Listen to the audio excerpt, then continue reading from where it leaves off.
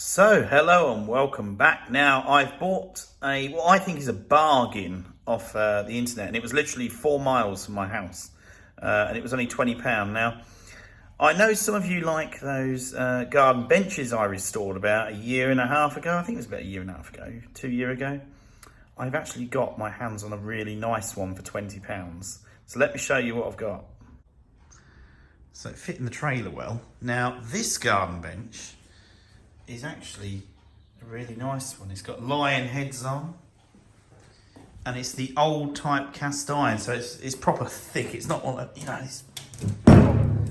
that's really heavy. It took two of us to get it on the trailer, but it's really nicely made. But as you can see, it was green once, and someone's just painted white over the top.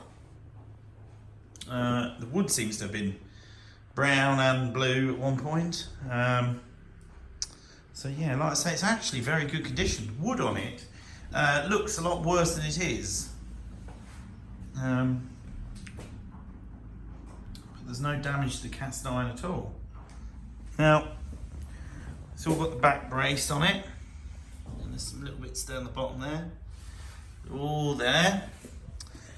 So what we're going to do, we are going to take this apart. I'm going to clean all the paint off it. We're going to rub all the wood down, so we're going to varnish the wood, probably similar colour to the stationary engine wood, mostly because I've already got the paint, and I quite like that colour, to be fair, that tiki sort of colour. And we're going to do the benchings black. Now, I have toyed with, say, doing some gold on here. I have to do it black and then do some gold bits on there to make it look a bit more posh, shall we say. But I'm not sure yet. We're going to see, but this is a really nice bench, and like I said, the wood, I think it's hardwood because it doesn't seem to have any rot on it at all. It's got a bit of moss, but no actual rot to it, so hopefully we won't find any, but it looks quite good underneath the moss, to be fair. So yeah, this is what we're going to be doing. So the first thing we need to do is take it apart. So all the bolts are rusted on it, but I'm going to see if they'll undo, because you can see the threads on some. So I'm hoping that they may come out. So let's see how lucky we are. So this is actually 2 months later. I haven't actually touched this bench yet. You can still see it's all got the mud on. I've got it out of that guy's garden and all the moss. So we're not going to rub it down or paint it or anything like that today. What I'm going to do today is pressure wash it, because the wood, I think, is quite good on this, but I think pressure washing it might just get all that moss off and make it a bit better. So let's have a look at the effect on the wood. Oh yeah, look at that. So yeah, I'm just going to blow it all over with this, and we'll see how we get on.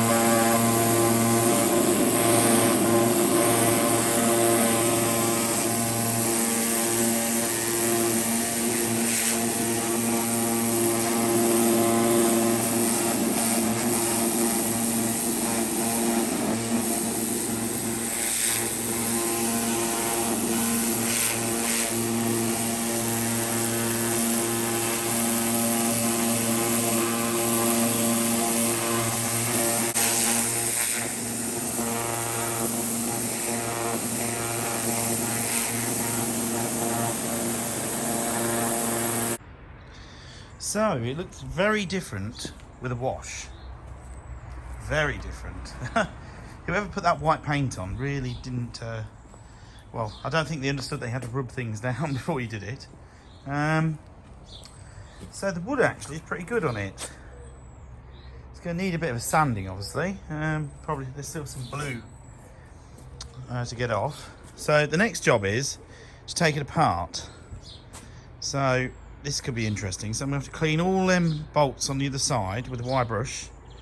So I'm going to number them 1 to however many there is, so I know which one went where. So we'll start saying number 1, 2, 3, 4 and work my way down, sort of thing. And then we're going to rub the ends down. We're going to do them in a nice black, and I've got a nice, I think it's a dark oak polish or something to put on here, like a varnish. So we'll have a look, but it's definitely going to look better than it did. But yeah, so I'm just going to let it dry for an hour, and then we're going to start. So what I'm going to do now is just use the wire brush on the end just to clean the end of these up, because if you can see there's so much paint on them, you'll never get them undone. So I think the paint hopefully flakes straight off with the wire brush. So I'm hoping just do all those, and then if we're lucky, they might undo. Now, some things look really bad like this and they come straight undone and you can't believe it. Another time you can sit here, wire brush them, oil them up and everything, and they won't come undone no matter what you do, and you end up snapping every one. But it's worth a go. It'd be nice if we don't break anything. But yeah, let's give it a go. So what have I found out? Well, these screws are mostly gone, so I'm going to have to get new ones, to be honest. These bolts here, I was going to try and save them, but as I'm getting round, they're getting worse. So I'm going to have to cut these ones off. So I'm just going to replace all the bolts with new ones. I'm going to replace these with new ones as well, I think. Might as well, while I'm here. So yeah. So the first thing, I'm going to take this centre strap off. I'm going to mark behind here what wood it is. Number 1, 2, 3, 4, 5, 6, 7, 8, 9, 10. And then when I take it, then it's going to all dry out then before I can touch it, because you can see it's the layers of everything on here. So yeah, so let me just get that off. So that's one end off. So now we're going to take the other end off, and then we'll take the middle bit off last, I think, because I think all of them are going to snap off, to be honest. So yeah, let's give it a go. So the paint I'm going to use for these benches is Hammerite Smooth Black. Now, I mean, the thing is, there's lots of metal paints out there, all right? Some are cheaper, some more expensive. Basically, I always use Hammerite Smooth Black because it seems to last ages. Also, with it as well, you know, things like this, for instance, you know, it's already pebble dashed. You're never 100% going to get it right again. I mean, also, what is the point in getting it 100%? You know, you could be out here for days. But if you do this in a nice Hammerite Black and you leave it out in your garden, you'll get 5 years out of it. Probably a little bit more. If you give it a good coat with this paint. If you do it thin, you get about 3 years. But I always put a good thick coat on all this stuff, and it actually hides all the pebble dashing as well. So this is what I'd recommend to paint them with. You don't need heat paint, obviously, because it's only a garden bench. You know, you'll get people say, oh, well, you know, you should sandblast it all. Well, I mean, it's all right doing all this if you've got all the equipment. And unfortunately, we haven't got a sandblaster. So I'm not paying someone £100 to do it either. So, yeah, you know, this is more of a DIY restoration, as we'd call it. You know, for the normal sort of guy in his garage, without all the specialist tools. So I'm going to paint these 3 bits, which that's the back bit and the sides. I've already rubbed them down with the wire brushes on the drill. We're going to let them dry, and I'm going to start on the bench ends. So there we are, there's the bench ends painted.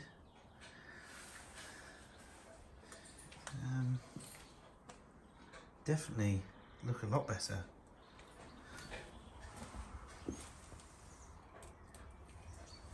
Good. So now we're just going to leave this to dry, and then we're going to start on the wood. So I've already done a couple of them, and this I bought some sanding pads. Don't quite fit this one, but they'll do the job. So they're actually cleaning up really well at the moment.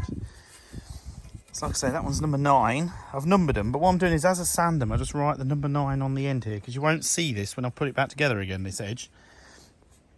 So yeah, like I say, I've got to take some of these out because they've snapped. But I forgot to pull that one out actually, so I'll do that in a minute. But yeah, let's get sanding. So as you can see, it's coming up a lot different. Yeah, let me get back to you when I've done most of them. Sorry about the lighting, it's a bit rough. Now, we've had to call it a day. Unfortunately, the sander has just exploded into flames as I was using it. So we now need a new sander. So I've still got all the other ones to do. So yeah, we'll have to come back another day now. There's all the new bolts I got. Some new washers. I had the little screws already, and I already had the nuts. So that's all ready to go. I have started sanding some by hand.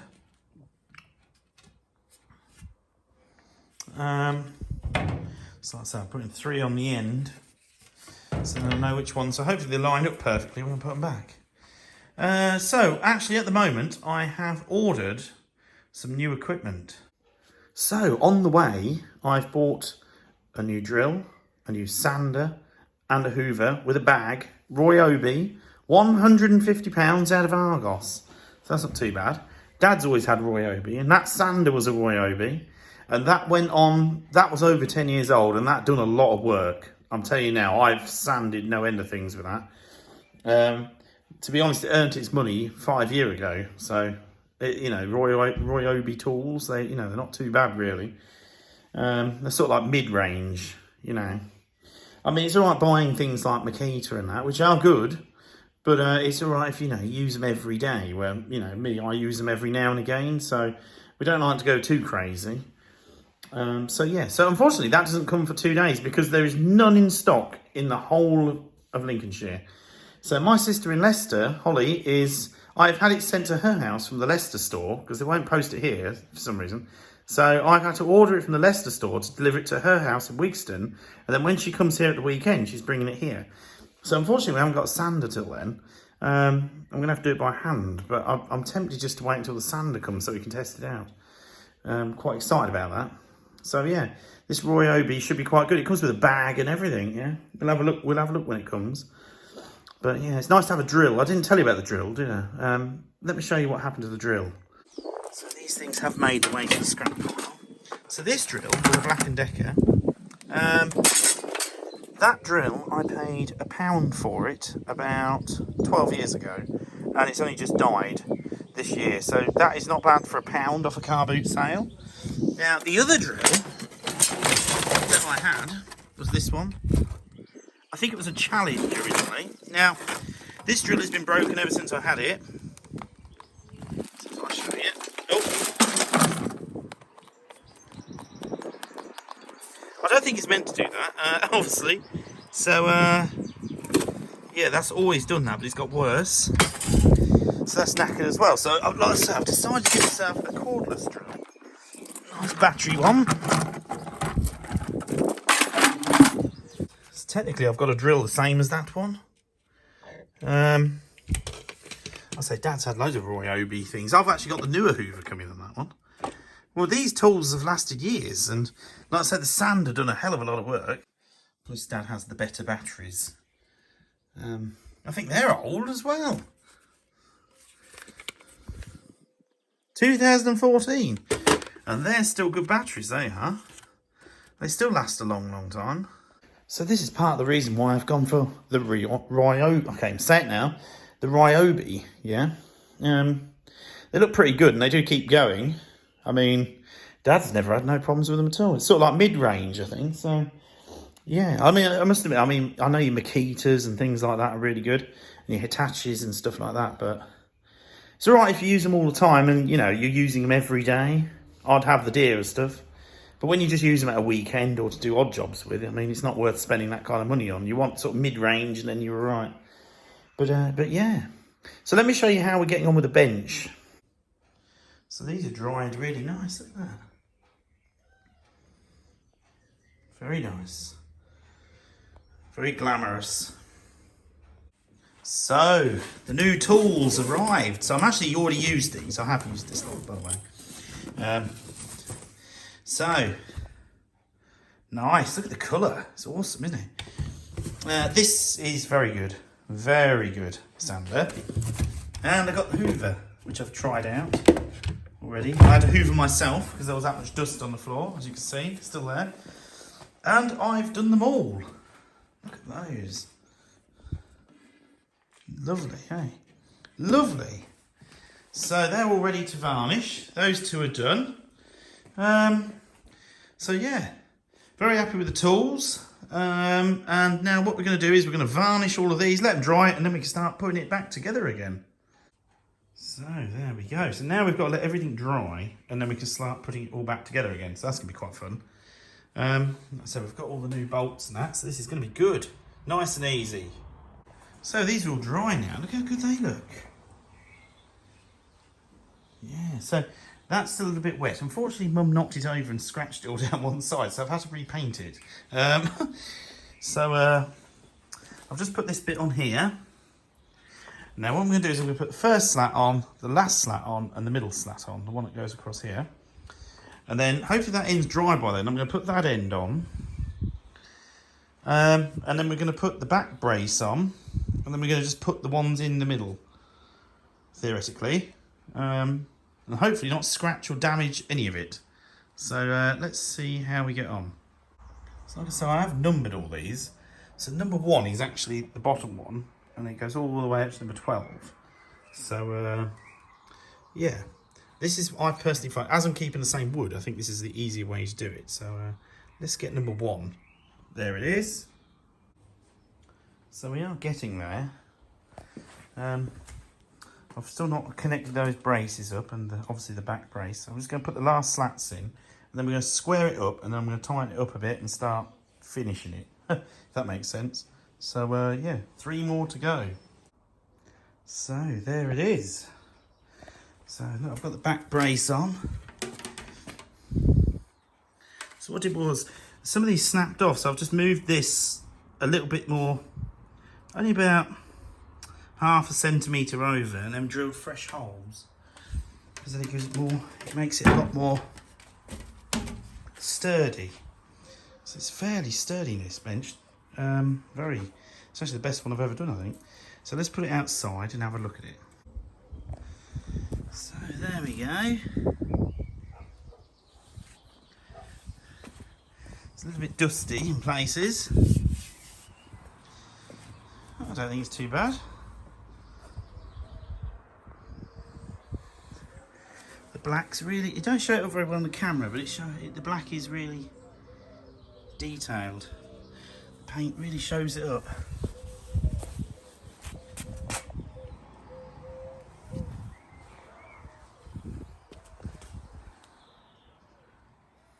Good. But yeah, like I say, it's very sturdy. Perfect.